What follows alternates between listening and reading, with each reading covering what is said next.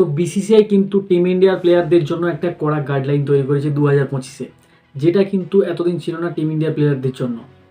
BCCI এটা বলতে চেয়েছে যে তোমাদের আমি অনেক দিন ধরে ছাড় দিয়েছি, কিন্তু আর নয়। এই ছাড় দেওয়ার পরিণতি কিন্তু টিম ইন্ডিয়াকে হারের হিসাবে পুরস্কার পেতে হয়েছে। হারের পর হার বিসিসিআই দেখেছে।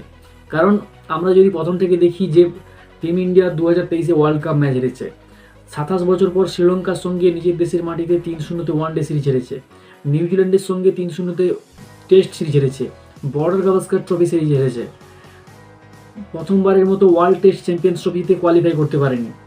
তো এরপরে যাতে এরকম অবস্থা না হয় তার জন্য কিন্তু বিসিসিআই কঠোর একটা ব্যবস্থা নিয়েছে। বিসিসিআই এটা বলে দিয়েছে যে তার কোনো প্লেয়ার তার ফ্যামিলির সঙ্গে 45 দিনের যদি বেশি ট্যুর হয় তাহলে মাত্র 14 দিন থাকতে পারবে, কিন্তু 45 দিনের চেয়ে যদি কম ট্যুর হয় তাহলে কিন্তু মাত্র 7 দিন থাকতে পারবে।